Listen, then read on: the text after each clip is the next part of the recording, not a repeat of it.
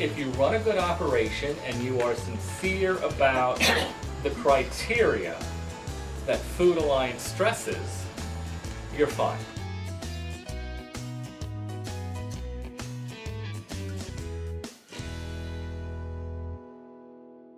What are the two types of irrigation you told me you used already? We do overhead and you do overhead, which is not as conservative as trickle. So you're using drip, so you get a plus there.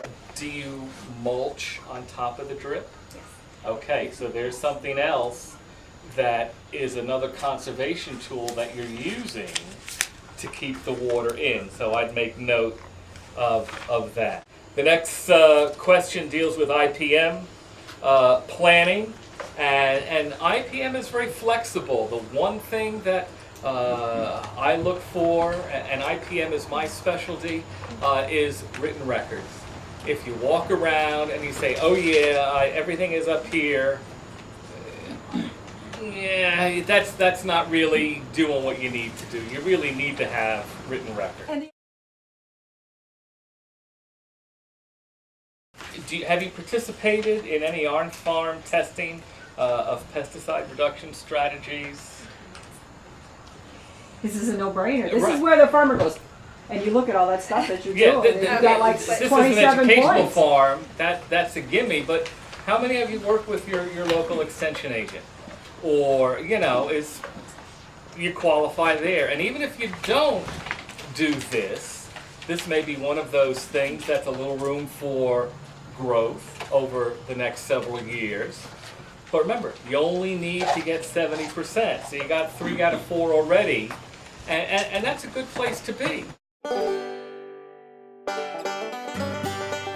We've got a raw kale salad with Ben's apples, and then we've got the vegetarian side. We've got eggs salad with chives from Dickinson and eggs from Drew, and then we have a shaved asparagus salad with Ben's asparagus.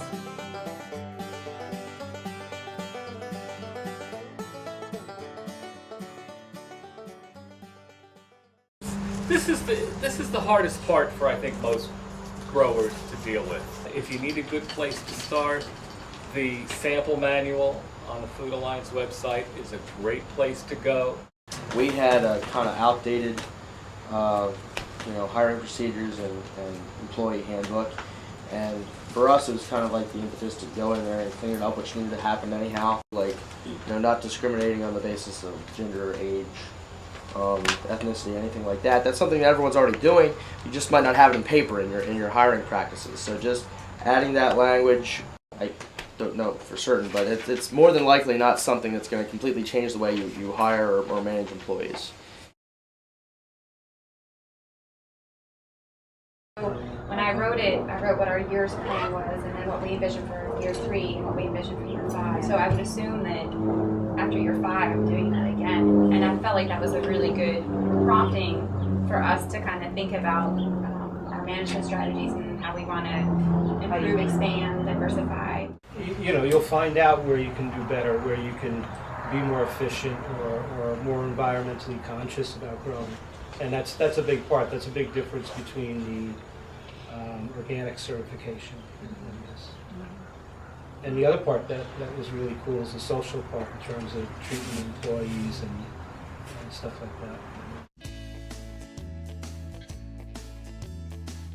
But it is sort of a neat time to be involved with a young movement. And I know I've heard a couple of folks talk about, as an example, organic. No one knew what that really was 20 years ago either. And now it's a really mainstream certification that means a lot to a lot of people. So we're at the forefront of something that could potentially be pretty big, and it's exciting.